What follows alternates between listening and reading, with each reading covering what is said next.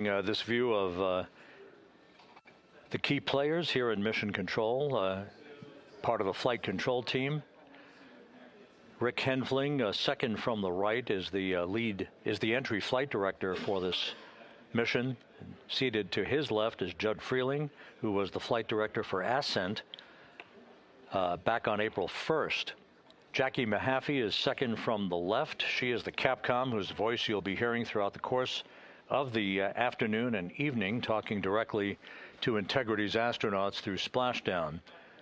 Stan Love, a veteran astronaut, is on the far left of your screen. He was the Ascent Capcom. He's joining Mahaffey today as a second set of eyes on all the data that we'll be discussing and hearing from the crew during the course of their high-speed entry back into the Earth's atmosphere.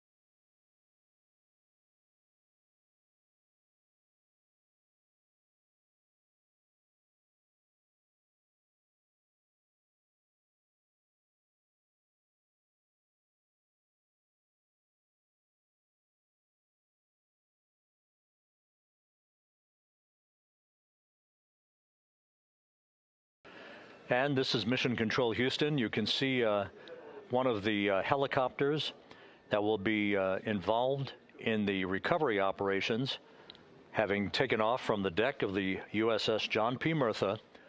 Recovery operations underway. Several helicopters will be employed not just for recovery, but for imagery activities.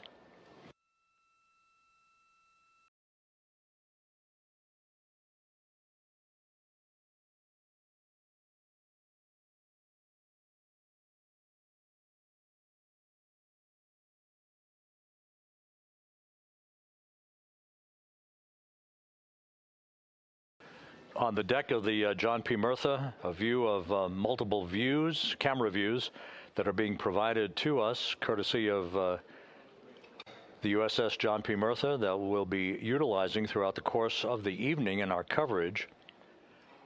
Once we start the NASA Plus coverage at 5:30 p.m. Central Time, 6:30 p.m. Eastern Time, that's a simulcast of our 24/7 YouTube coverage. My colleague from the Kennedy Space Center, Megan Cruz, is on the Murtha, and she'll be providing updates and interviews as well as we continue our operational coverage of the recovery of the Integrity astronauts following their lunar flyby mission.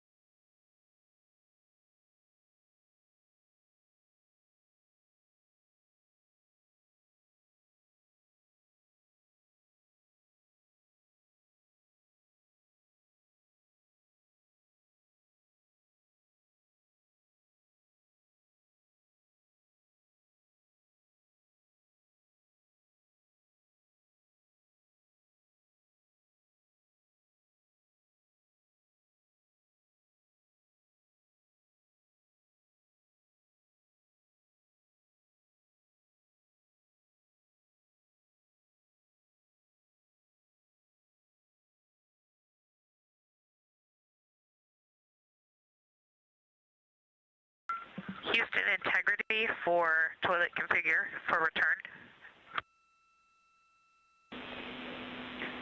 Go ahead. We have an empty canister. Can you confirm that I don't need to do steps 1.2 to 1.4? Checking.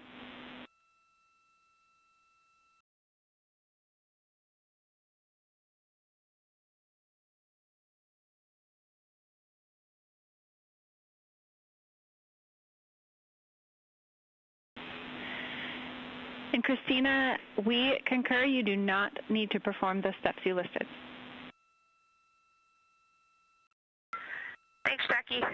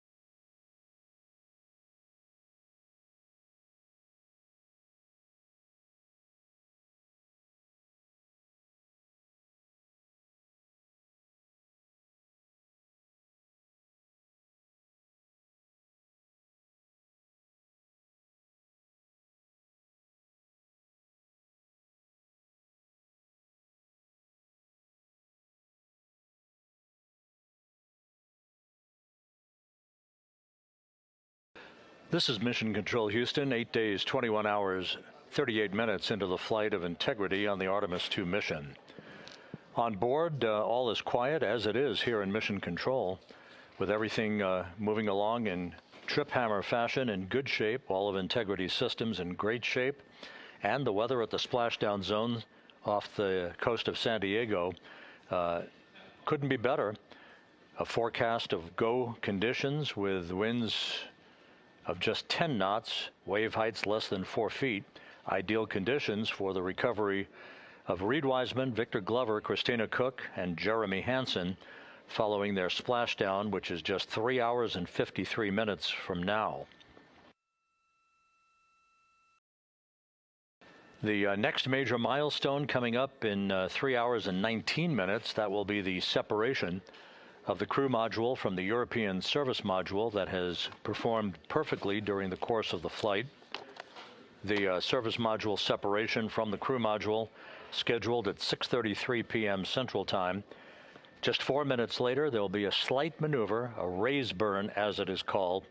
This will tilt the aft end of the crew module upward ever so slightly in one final opportunity to refine the flight path angle, the angle of attack, if you will, as Integrity enters the Earth's atmosphere at the point called entry interface. That is at 6:53 and 31 seconds p.m. Central Time, or some 16 minutes after the raise burn itself. All of these events will be happening fairly rapidly as we move over the next few hours toward a splashdown of the crew and a completion of a mission that will have totaled 694,481 miles from launch to splashdown.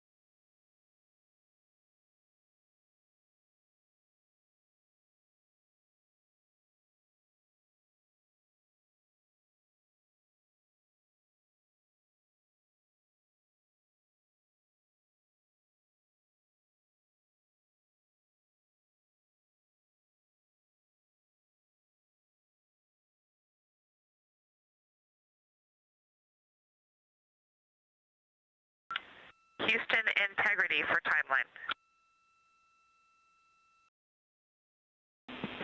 Christina, we're with you. Hey, Jackie. You guys okay if we start entry checklist 30 minutes early?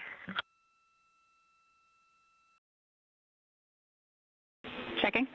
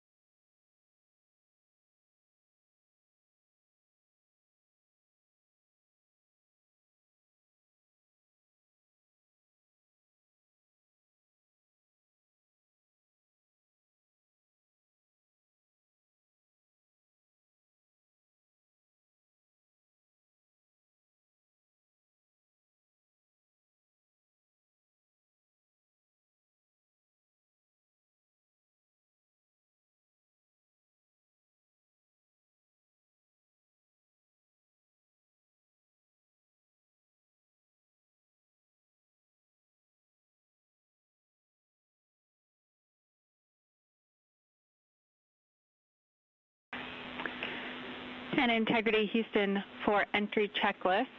We are ready for you to begin 18.0.1 entry checklist, steps 1 through 6.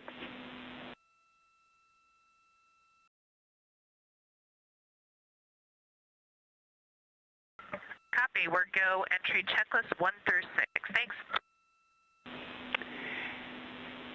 And step 3 for GPS can be skipped. GPS has been powered and it still looks good.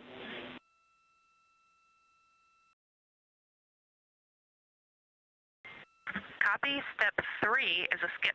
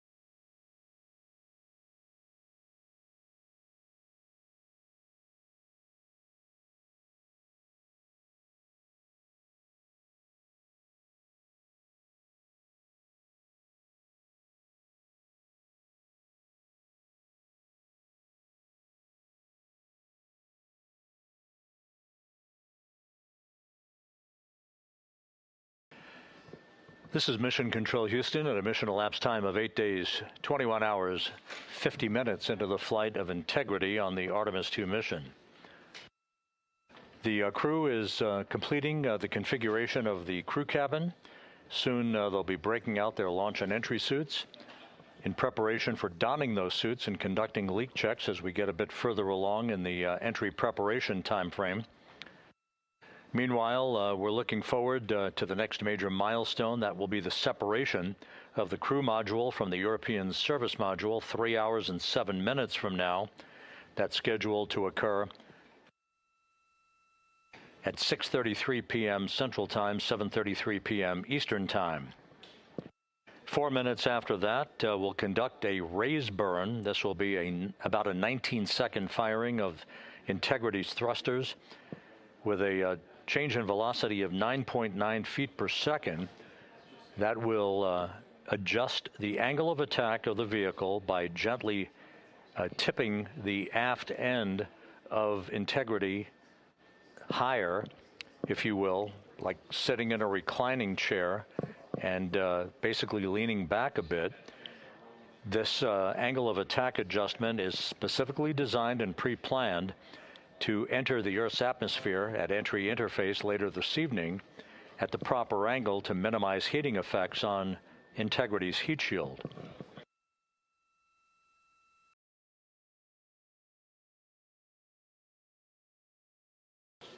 It's worth mentioning once again that the difference between this entry and the uncrewed entry of Artemis 1 is that on Artemis 1, we flew a trajectory known as a skip entry, which involved an initial dip into the atmosphere to dissipate some energy, and then we lofted back out of the atmosphere briefly, then dipped back in a second time before splashing down in the Pacific. After the flight, the post-flight inspection and video analysis showed that there was an area of mechanical char liberation that was not expected. And so after extensive analysis and the review of an independent review team, it was determined to adjust the entry profile for Artemis II, minimizing the range of entry from 3,178 nautical miles to a distance of just 1,775 nautical miles across the Pacific. So instead of 20 minutes of exposure to heating effects, today we're going to only encounter 13.5 minutes of heat loads on the vehicle. Our intended splashdown target is about 1,701 nautical miles downrange from the point of entry interface. It will be about 13.5 minutes from the time that we enter the Earth's atmosphere at an altitude of 400,000 feet at 6:53 and 31 seconds p.m. Central Time to the point of splashdown at 7:07 and 7 seconds p.m. Central Time. In that brief 13.5 minute period, peak heating on the vehicle should be about 4,000 to 5,000 degrees Fahrenheit, the heat to be repelled by Integrity's heat shield, as it is for any vehicle entering the Earth's atmosphere that has a crew on board. The crew should be experiencing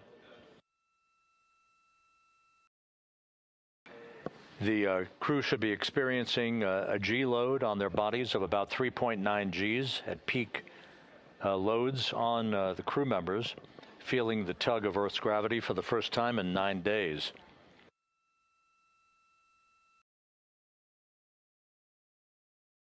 We will decelerate from a speed of 23,839 miles an hour just after we begin the blackout period of 6 minutes in duration to a splashdown velocity of just 19 miles an hour, all that happening in rapid-fire succession.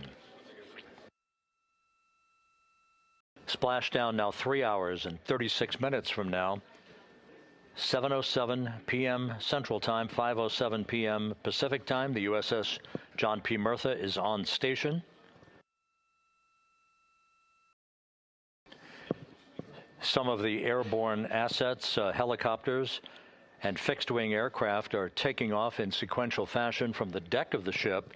These are imagery assets the actual Navy recovery helicopters that will hoist the crew out of the front porch inflatable raft that will be erected alongside the hatchway to Integrity.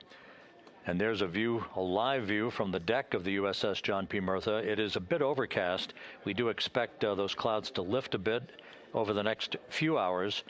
We should have some broken and scattered clouds. It won't be crystal clear blue skies out there in the Pacific, but the weather is go and forecast to be go by the Spaceflight Meteorology Group. The Navy helicopters will be hovering over the spacecraft once it is powered down and once it is guaranteed to be uprighted through the inflation of the 5 crew module uprighting system airbags that will take place shortly after splashdown. The Navy divers and Navy flight surgeon will pull alongside the spacecraft to begin the process of erecting the front porch. Then they will open up the hatch and begin to extract the crew members one by one. They'll have an opportunity to get their land legs back a bit before they're hoisted one by one in harnesses up inside the 2 awaiting helicopters. They'll be hoisted up in alternating fashion. So there'll be two crew members for each helicopter for the short ride back to the Murtha. Once they arrive on the deck of the ship, they'll be brought into medical bay for comprehensive medical exams. That is all part of the post-flight medical evaluation of these crew members as they complete their mission around the moon and back to Earth.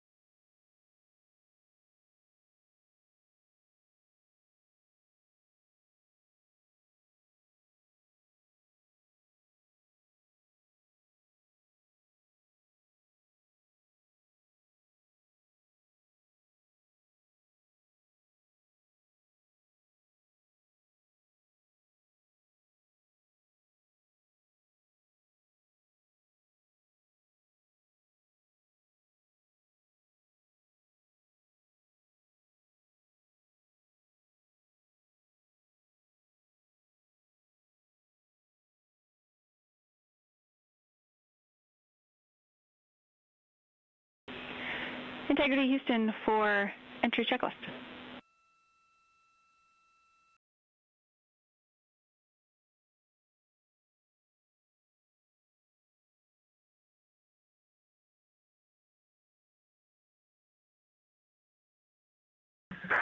Go ahead, Jackie.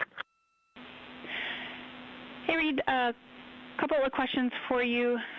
We realized we didn't give you an explicit thumbs up to perform step 1.2 for the flight path angle hash mark update, so we wanted to confirm that you did in fact perform the set EI FPA limits procedure. And secondly, we want your opinion on the in and out CMIS caution. Is that something that will be distracting such that we should inhibit it.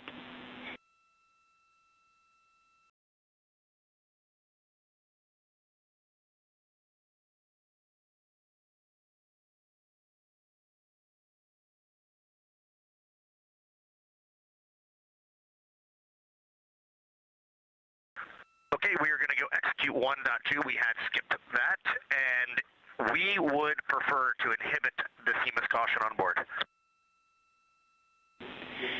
Okay, we copy, and just to close the loop on that, that will mean on flight.landing you would not have a yellow or down arrow indication if that does stay below the threshold.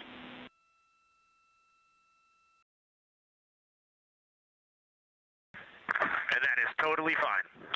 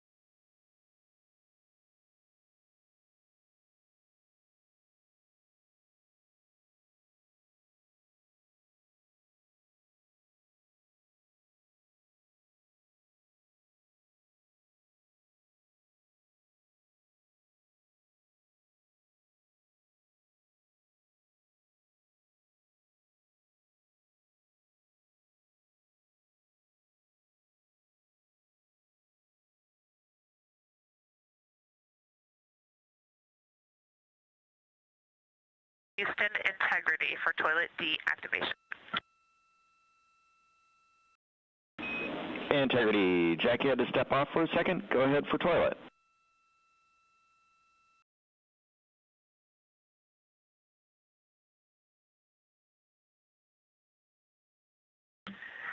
Yes, sir. Hey, Stan. Great to hear your voice. We are ready for MCC to deactivate the toilet. Houston copies. Putting that in work.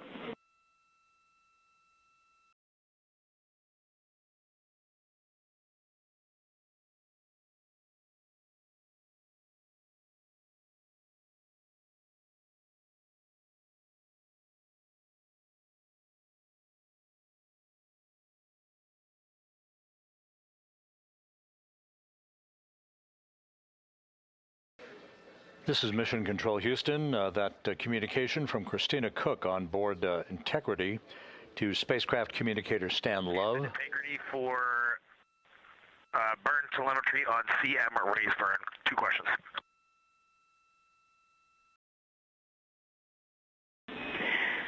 Go for CM raise questions.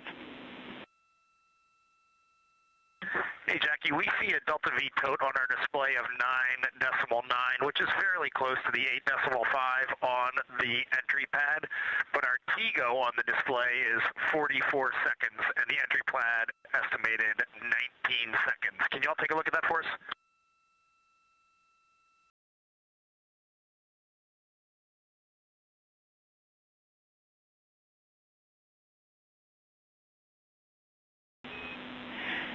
Hey, Reed, good catch. The explanation there is that Delta V is about what we expect update-wise, but the TIGO calculation is not understanding that you will not have the SM when you burn CM raised. So it's doing a different mass calculation there. I remember that class in November of 2023 in Building 5 on the 3rd floor. Thank you very much.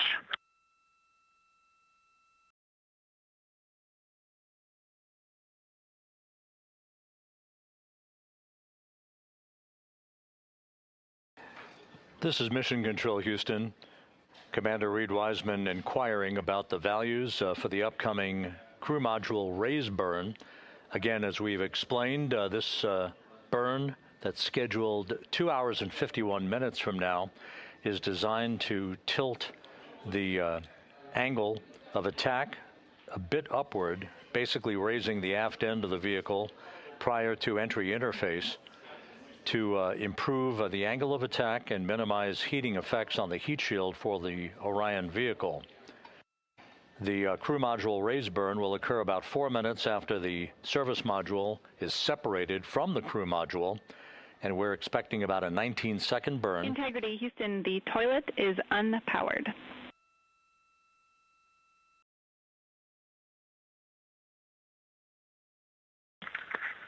Christina Rogers, thank you.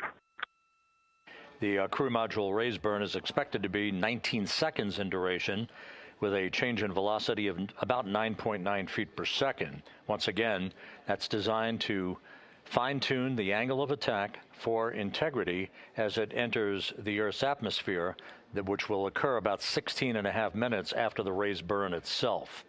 And as you heard, spacecraft communicator Jackie Mahaffey relaying that we have sent commands to turn off the ship's potty, so it is no longer to be used for the remainder of the mission, with splashdown schedule 3 hours and 19 minutes from now. The 4 crew members on board Integrity, Reed Wiseman, Victor Glover, Christina Cook, and Jeremy Hansen, are in the process of completing the stowage of items in the crew cabin before they move into their entry checklist, basically looking through all of the chronological procedures that lie ahead for the rapid-fire succession of all of the events that will unfold over the course of the next 3 hours.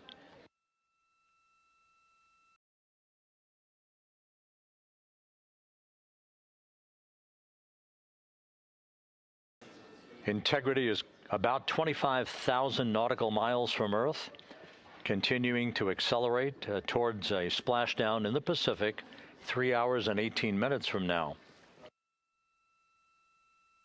All of Integrity's systems are in excellent shape. The crew is great, feeling well, and the weather in the splashdown zone in the Pacific, although a bit cloudy with broken and scattered clouds, is a go forecast with just 10-knot winds and wave heights less than 4 feet.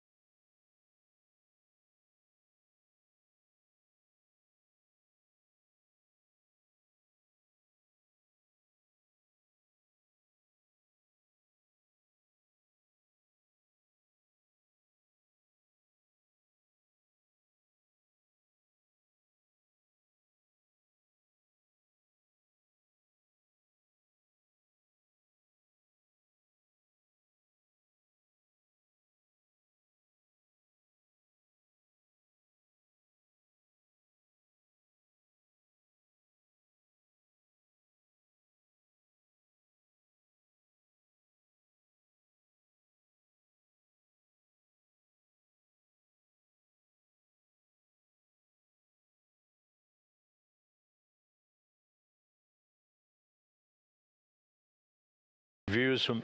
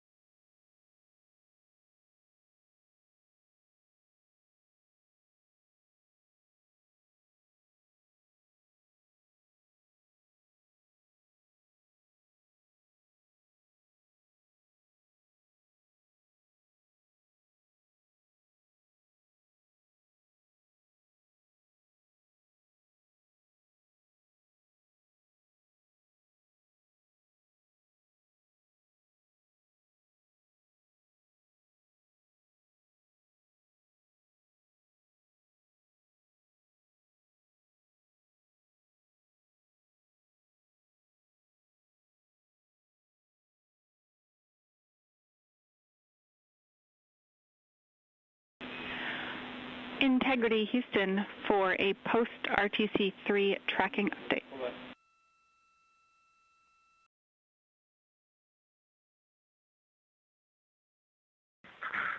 Go ahead, Houston.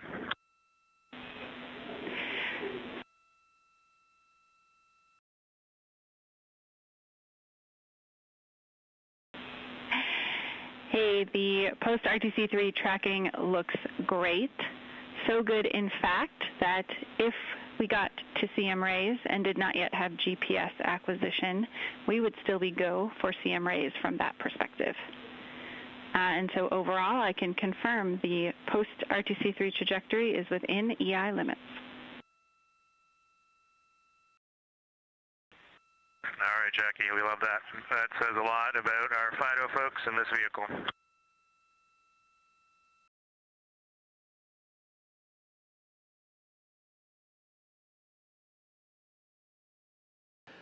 This is Mission Control Houston. A tip of the hat from Canadian Space Agency astronaut Jeremy Hansen to the flight dynamics folks and the guidance, navigation, and control officer.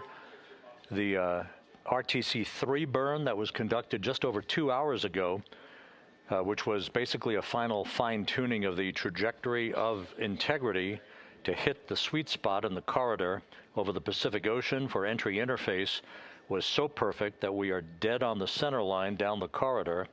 And the crew module raise burn that is scheduled at 6:37 p.m. Central Time, and which will be conducted, is only required to lift the aft end of the vehicle ever so slightly by a degree or two to improve the angle of attack of the spacecraft as it enters the atmosphere, mitigating peak heating effects on the heat shield for integrity. But our trajectory is dead set, right on the money, right down the pike, heading for a splashdown 3 hours and 10 minutes from now at 7:07 p.m. Central Time, 5:07 p.m. Pacific Time.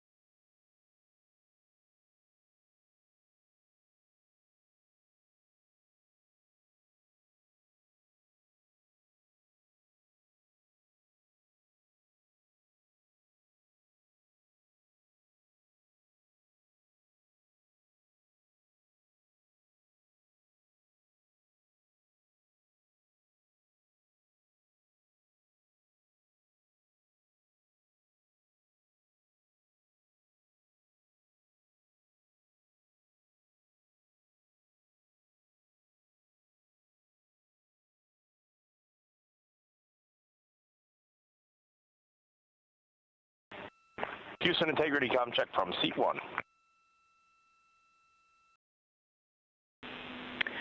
Seat 1, have you loud and clear coming down on both OE 1 and 2? How me on 1?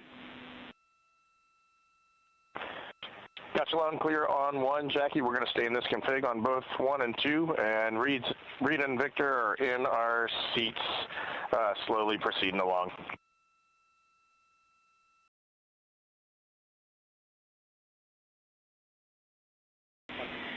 Okay, we copy, and just to confirm, that means that you've got the bulk of your suits donned, is that correct?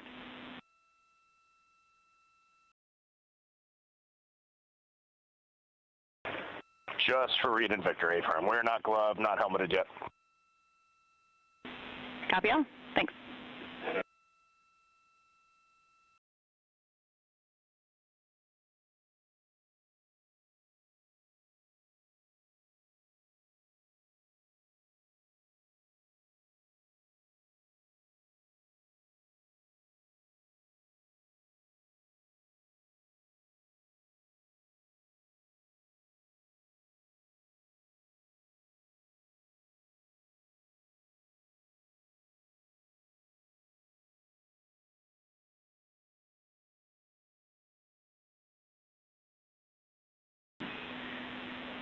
Integrity BFS is configured for entry with outputs inhibited.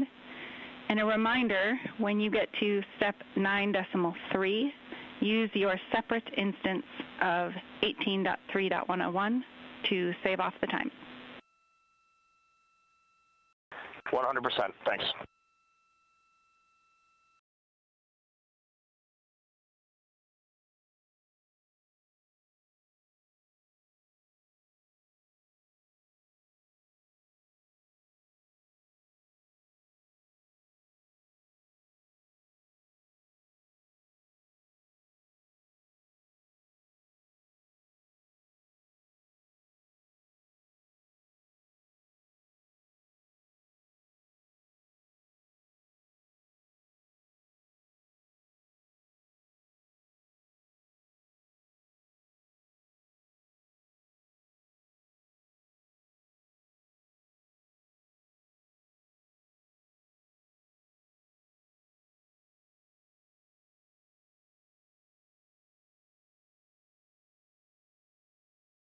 Houston integrity com check from C2.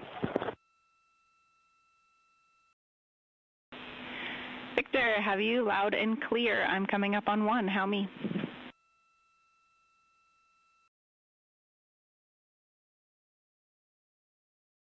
Jackie, I have you loud and clear on 1.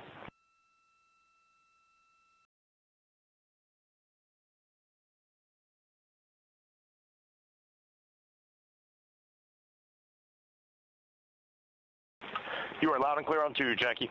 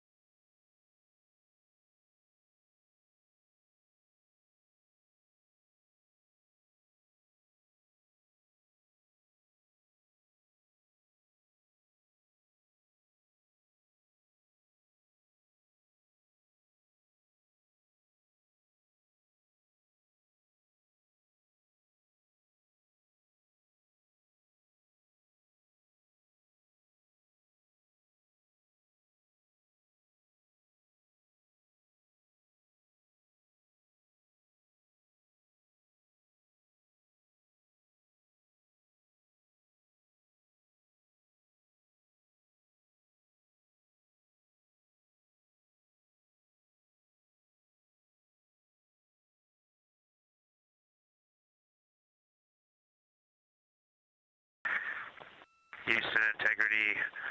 Steps 12, 13, 14, and 15 are complete. Jeremy, Houston, copies. Thank you.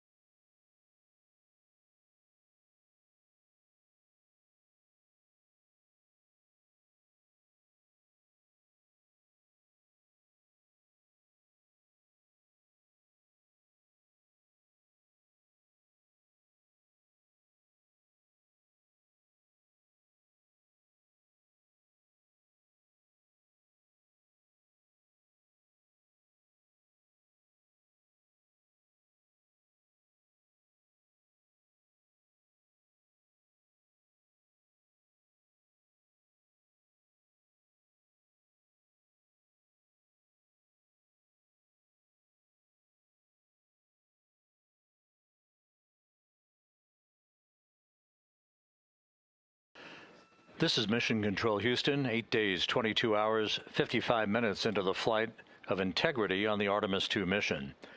On board the vehicle, the four crew members, Commander Reed Wiseman, pilot Victor Glover, and mission specialists Jeremy Hansen and Christina Cook are suiting up in their Orion crew survival suits, the launch and entry suits that they also wore during their launch from the Kennedy Space Center back on April 1st.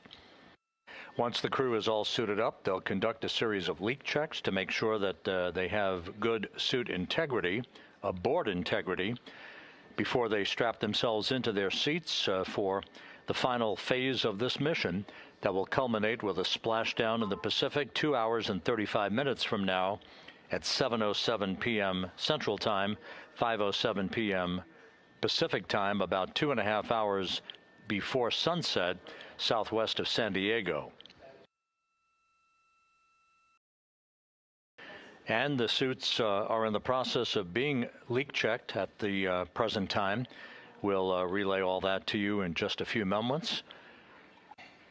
Right now, Integrity is just about 20,000 nautical miles from the Earth, continuing to accelerate towards the next major milestone, which will be the separation of the crew module from the European service module 2 hours and 1 minute from now. That separation maneuver, pyrotechnically, will occur at 6:33 p.m. Central Time.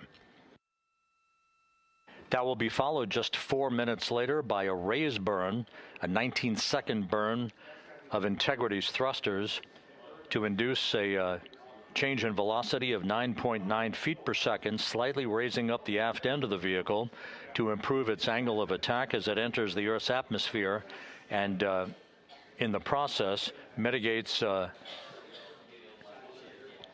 peak heating effects on the heat shield of the vehicle. Out in the splashdown zone, out in the Pacific Ocean, the weather is forecast to be go by the Spaceflight Meteorology Group here at the Johnson Space Center. Winds of just about 10 knots and wave heights less than 4 feet, which should be ideal for the recovery forces that are being deployed from the USS John Murtha to recover the crew, extract them, hoist them into 2 Navy helicopters, and fly them back to the deck of the Murtha to be brought into medical bay for post-splashdown medical checks. We now have a report from the environmental systems officer here that we have good suit leak checks. All 4 suits have passed the leak check, so we are in good shape here for entry and splashdown coming up just over 2.5 hours from now. One data point, just an update on some numbers that we've just received from Flight Dynamics, and these are unofficial and will not become official until post-flight. We now anticipate that the maximum speed that Integrity will encounter as it enters the Earth's atmosphere will be right around the same time as we enter a communications blackout of 6 minutes in duration. We're expecting Integrity's peak speed at 6:54 and 4 seconds p.m. Central Time, and at that point, the vehicle should be traveling at 24,661.21 miles per hour, which will be just 130 miles short in velocity of the record that was set back in 1969 by the Apollo 10 crew, Tom Stafford, Gene Cernan, and John Young, on their return from orbiting the moon.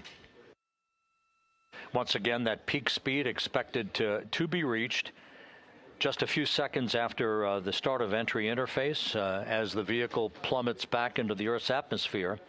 The peak speed expected to be reached at 6:54 and 4 seconds p.m. Central Time, and that peak speed now estimated by Flight Dynamics to be 24,661.21 miles per hour, which equates to about Mach 33. Houston Integrity, seat 1 and 2, leak check complete. Also, we powered up the AGA, and it's giving us a CO2 alarm at 4.4.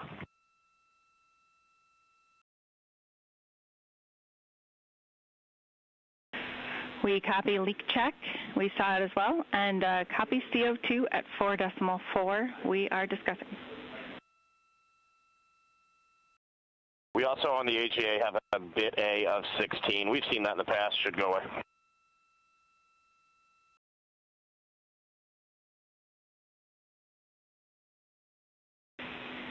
And Reed, is the AGA been powered for 5 minutes yet, or are we still in that wait period?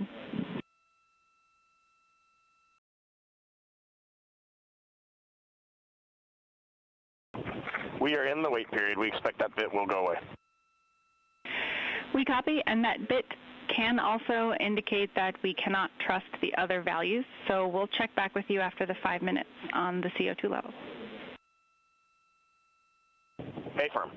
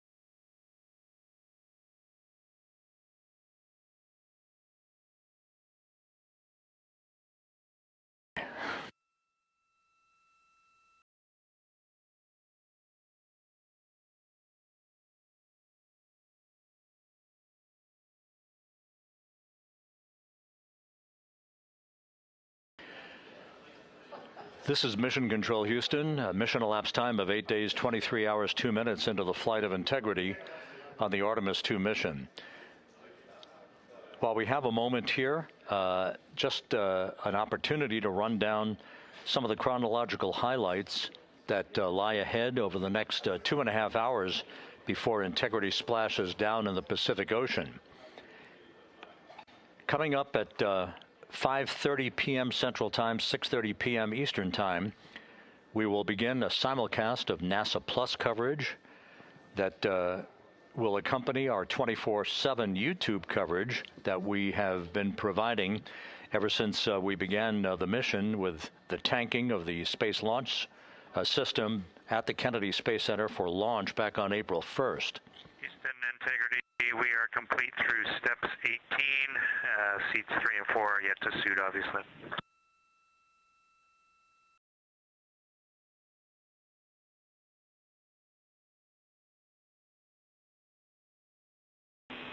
Jeremy, we copy you completed 16 through 18, and confirm for us whether you needed any adjustments of CIAS in step 17.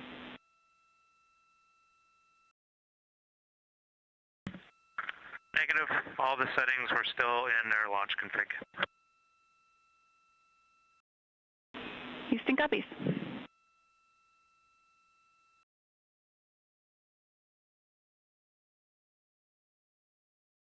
Once again, with the leak checks having been successfully completed on the 4 launch and entry suits for the crew members on board Integrity, once again we'll begin our NASA Plus coverage as a simulcast to our 24/7 YouTube coverage in less than an hour at 5:30 p.m. Central Time, 6:30 p.m. Eastern Time. At 6:15 p.m., we're going to hand over communications from the Deep Space Network to the Tracking and Data Relay Satellite System as Integrity continues to approach the Earth. Currently, Integrity is less than 20,000 nautical miles from its destination and a splashdown in the Pacific. We will separate the European service module from the crew module at 6:33 p.m. Central Time. And just 4 minutes later, we'll conduct a raise burn, a 19-second burn of the Integrity thrusters to slightly tilt the vehicle's orientation upward, with the aft end being tilted upward.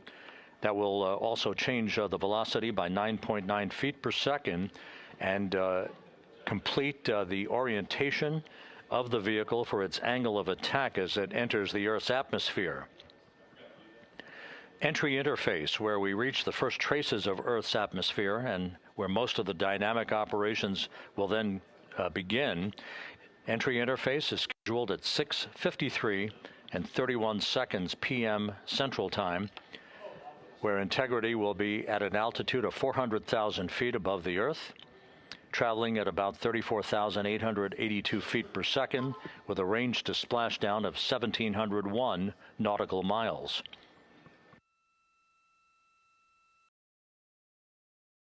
Just 10 seconds, just a few seconds later, about 24 seconds later, we'll enter a 6-minute communications blackout at 6:53 and 55 seconds p.m. That communications blackout will be due to the buildup of plasma around the vehicle, the ionization of the interaction of the velocity of Integrity with the friction of the Earth's atmosphere. So the communications blackout, to last about 6 minutes in duration, will start 24 seconds after entry interface.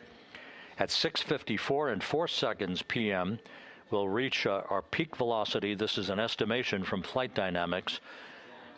We should be reaching a peak velocity of 24,661.21 miles per hour, or somewhere around Mach 33. This will fall about 130 miles per hour short of the speed record set by the Apollo 10 command module, the Charlie Brown, during the Apollo 10 mission of Tom Stafford, Gene Cernan, and John Young back in the spring of 1969.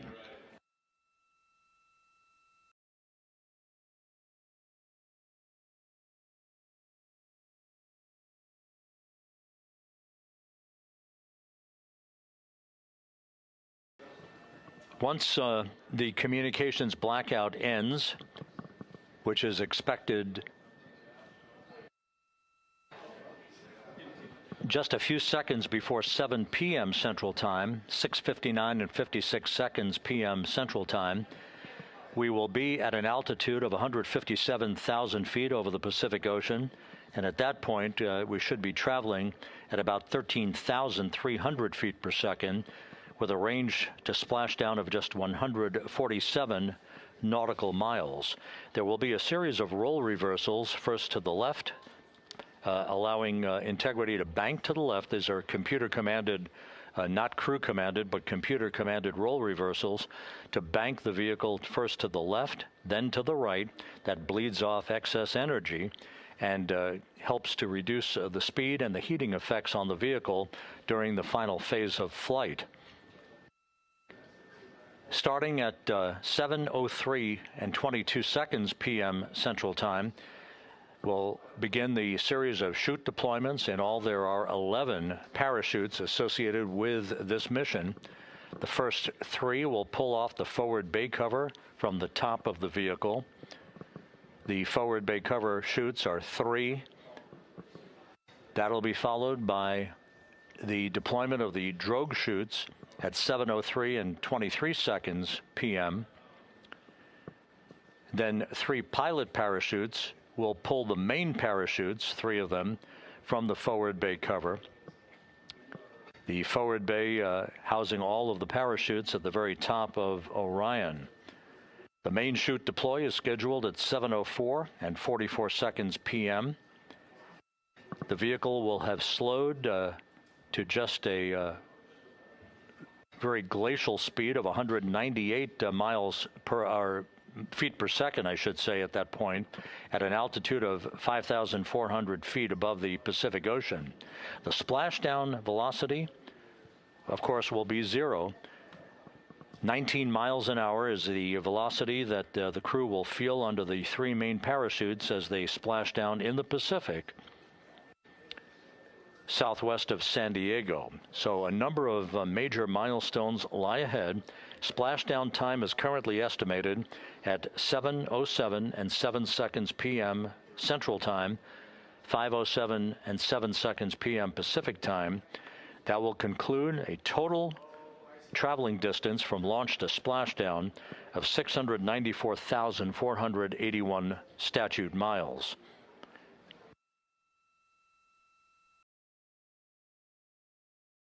We're just 1 hour and 48 minutes away now from crew module, service module separation. The crew has donned their launch and entry suits. They've conducted leak checks. Everything is in order, and the weather is go at the splashdown site. Some of the flying assets that will collect imagery of the descent of Integrity towards splashdown have already been deployed from the deck of the USS John Murtha. The actual recovery team members will be deployed in helicopters and fast boats a bit later on as we approach splashdown, and of course after splashdown itself. Once the vehicle splashes down, we'll be deploying the 5 inflatable airbags at the top of the vehicle with helium. That will ensure that the vehicle is upright throughout the course of the recovery operations. The team here in Mission Control will check all of the systems on Integrity, make sure that we are not leaking any toxic gases from the spacecraft, and that will be the signal for the start of the power down of Integrity systems and the ability of the first members of the recovery team to approach the vehicle to set up the inflatable life raft called the front porch, which will be used to bring the crew members out of the vehicle into that front porch one by one after the hatch is open to Integrity. We expect the extraction of the crew to be some 45 minutes to an hour after splashdown, which would be about 30 to 45 minutes after the vehicle is powered down.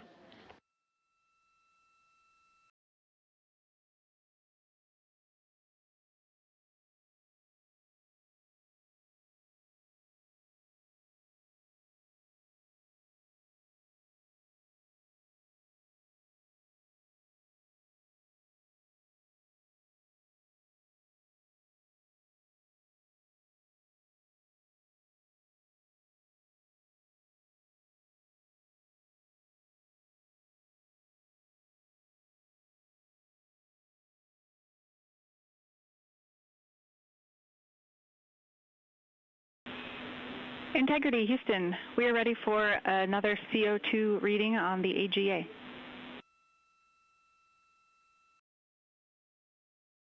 It is 5.1.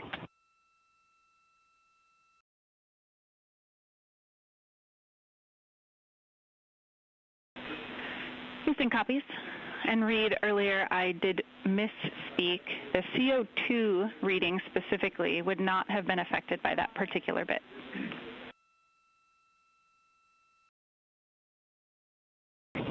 Okay, sounds good. We just know we're in an ARS suit, and that's very likely contributing to that.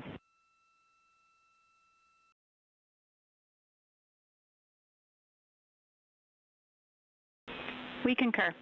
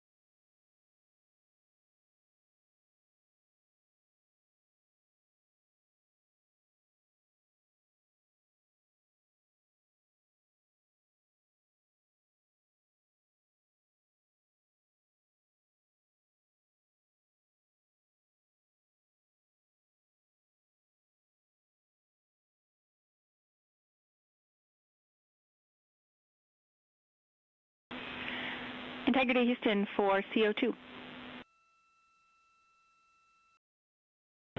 Go ahead, Jackie. Hey, Reed, what we'd like to do is open the ARS ISO valve to mix the cabin and suit loop air for the time being. And we would just need a call from you all when Christina and Jeremy are getting in their seats and are a few minutes out from leak checks, and we'll get that back into a good config for you to start the next leak checks.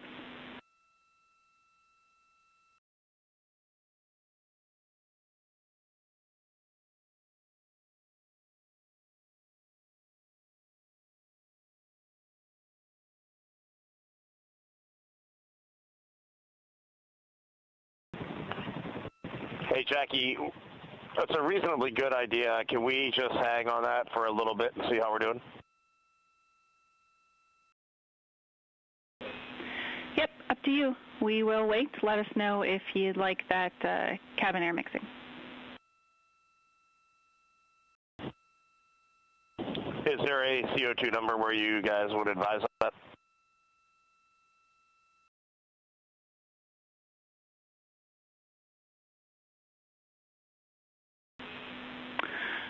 Reed, we would not want to go above 7.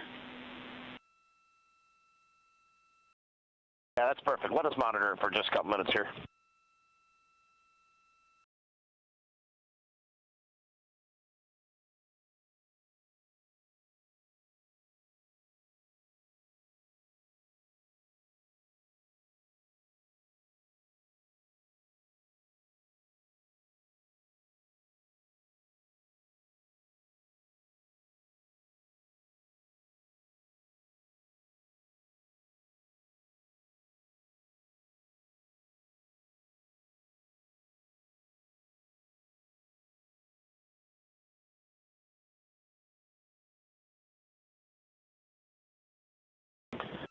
Houston, cabin entry config is complete, and Christina and Jeremy are about to start suit done.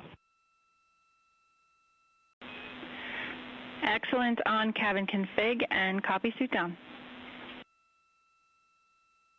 That call from Commander Reed Wiseman aboard Integrity indicating that following the successful leak checks on the 4 launch and entry suits, the crew will begin to actually don those suits now, and then they'll climb into their respective seats, both on the flight deck and the mid deck of the Integrity, in preparation for crew module service module separation that's scheduled 1 hour and 40 minutes from now.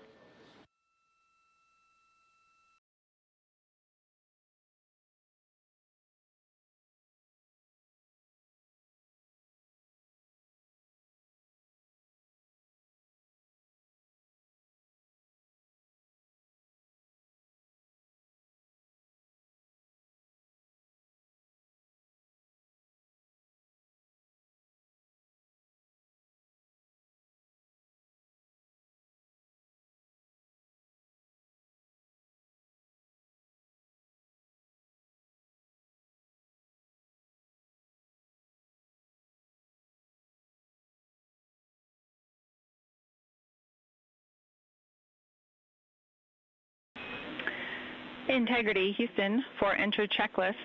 Your CMSM SEP ATP is set to go. We see that on the PFD, Jackie.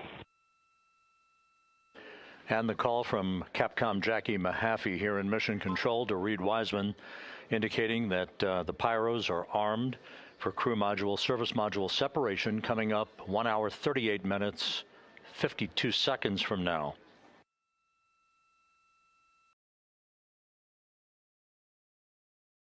Integrity now squarely facing the planet Earth, 17,600 nautical miles away, headed for a splashdown 2 hours, 12 minutes from now.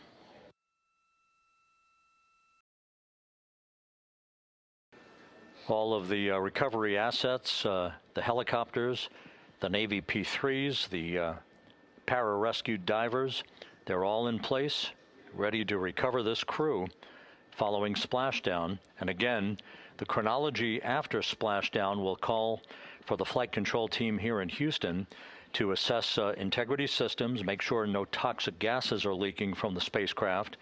And first order of business will be the command to inflate the crew module uprighting system bags, the 5 inflatable airbags that will be inflated with helium to maintain its upright position as it bobs in the Pacific before the recovery forces reach the crew. About 15 minutes after splashdown is when we expect the green light to be given to power down integrity systems, at which point the recovery teams will begin to make their way toward the vehicle to set up that inflatable life raft called the front porch, buttressed alongside the spacecraft. That will be the precursor to the opening of the hatch and the extraction of the crew members, one by one, into that raft, giving them a chance to get their land legs back as they feel the first sensations of Earth's gravity in 9 days and their high-speed return to Earth, with their peak speed reaching some 24,661 miles an hour.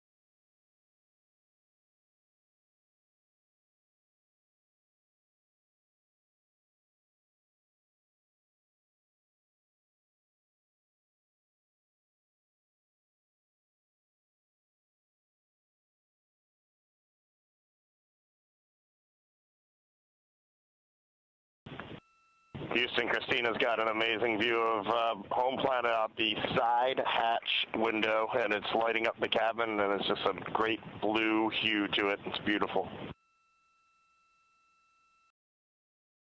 That is amazing. When you kicked us out of the cabin, we turned on one of the SAW cameras and also had the Earth's reflection on one of the arrays. It was very cool. Oh, man, that is amazing.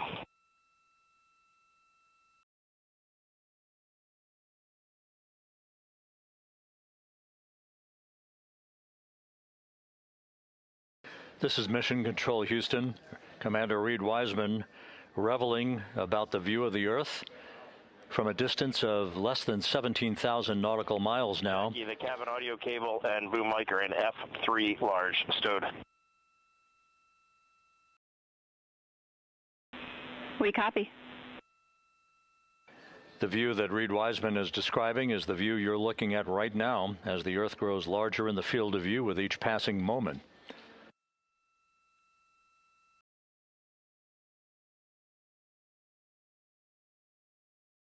We're about 29 minutes away from the start of the NASA Plus coverage, joining our 24/7 YouTube coverage as a simulcast for the remainder of the evening through the time the crew is on the deck of the USS Mertha and in medical bay.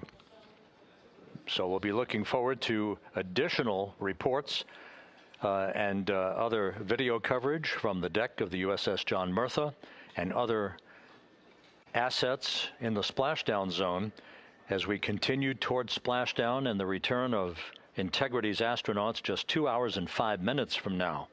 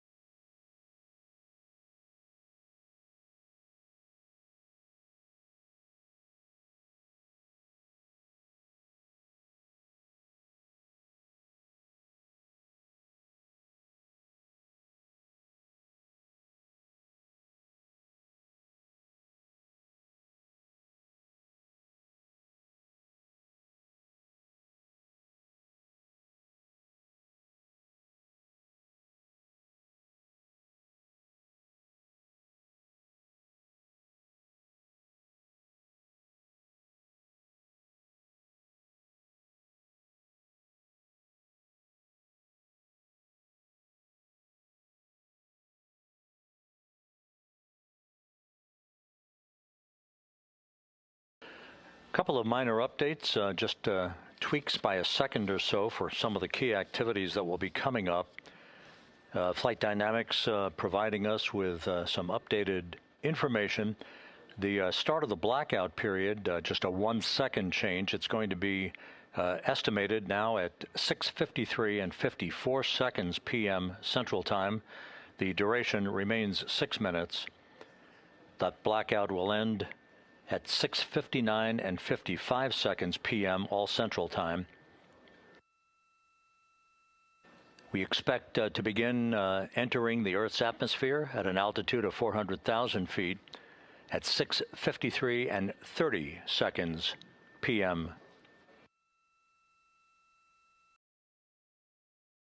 And 1 second difference now in our splashdown time, if everything unfolds the way we believe it will.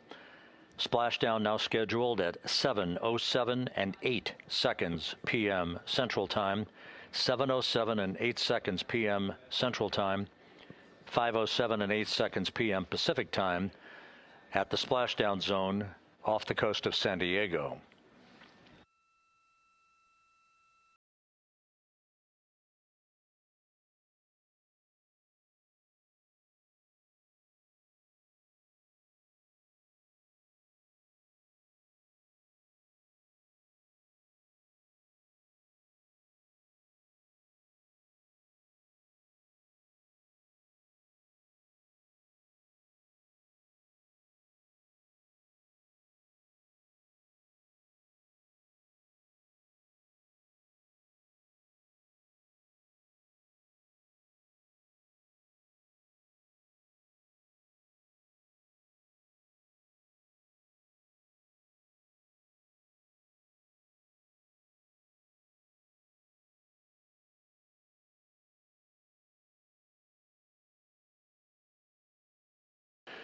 And one other update, the latest weather forecast from the Spaceflight Meteorology Group passed on to Flight Director Rick Henfling, calls for the clouds in the splashdown zone to be in the process of dissipating.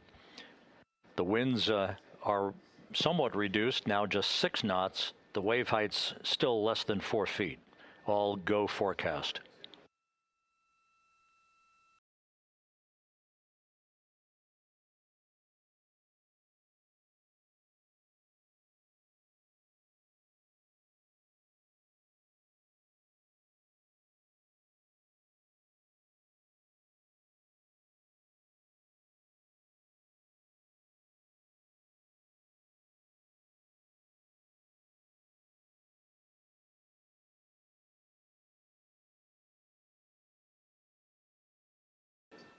So once again, the stage is set as Integrity continues its inexorable march toward a splashdown in the Pacific 2 hours from now.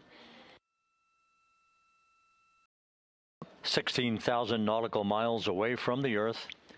We are just 1 hour and 26 minutes away from crew module, service module separation, followed by a raise burn to tilt the aft end of the vehicle up ever so slightly and improve its angle of attack into the Earth's atmosphere as a mitigating action to reduce heat loads on the heat shield of the vehicle.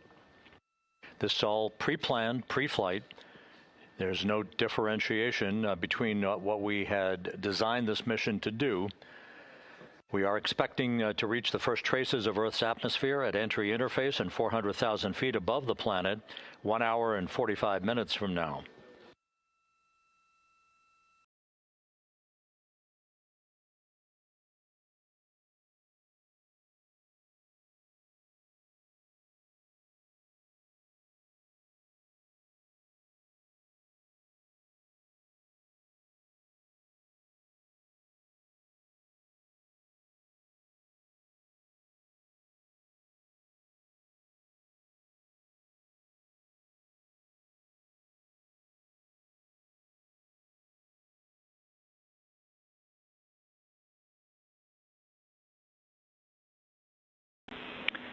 Integrity, Houston.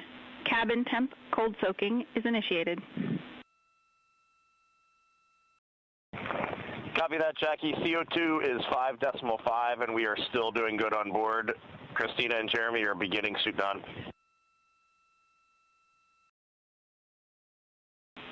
Houston copies all.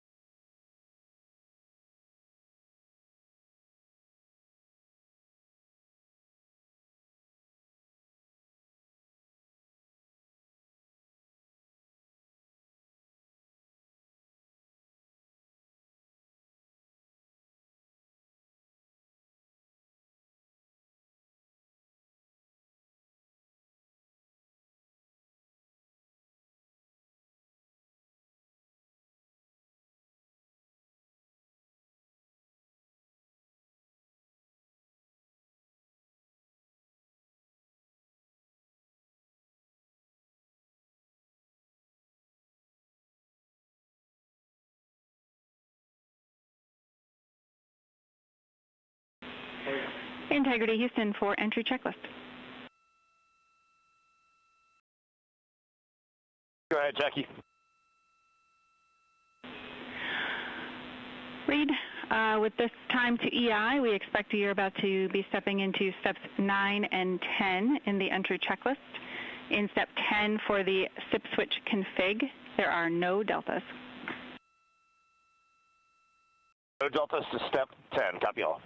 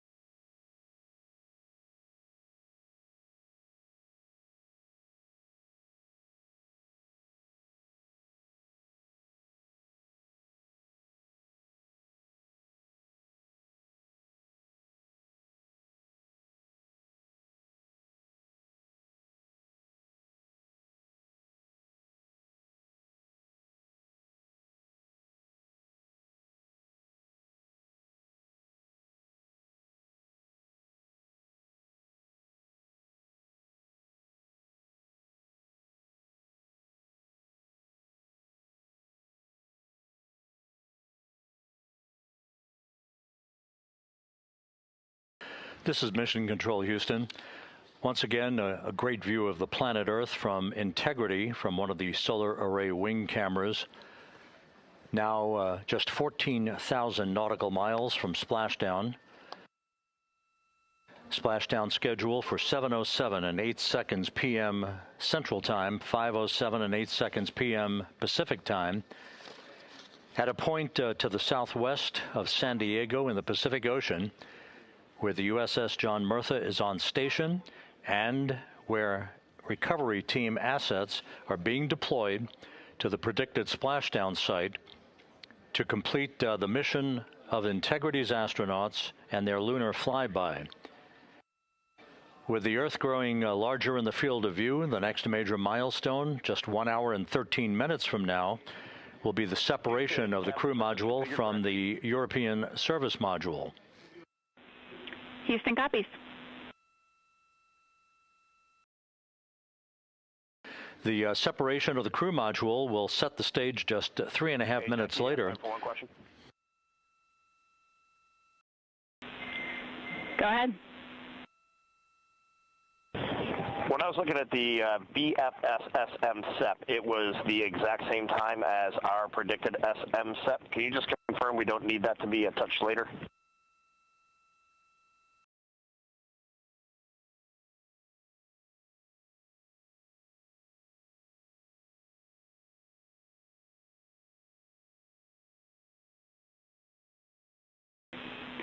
And Reed, matching is expected. That's when the sequence will begin for that whole SEP config. Outstanding. Thank you for the verification. Here in Mission Control in the Artemis Flight Control Room, Capcom Jackie Mahaffey confirming some of the timeline activities with Commander Reed Wiseman aboard the vehicle. The crew has suited up in its launch and entry suits, ready to begin the critical phase of this mission. Their homecoming to a high-speed entry and a parachute-assisted splashdown in the Pacific. Once again, the next major milestone, 1 hour, 11 minutes from now, the separation of the crew module from the European service module as Artemis's astronauts head home to complete this historic flight.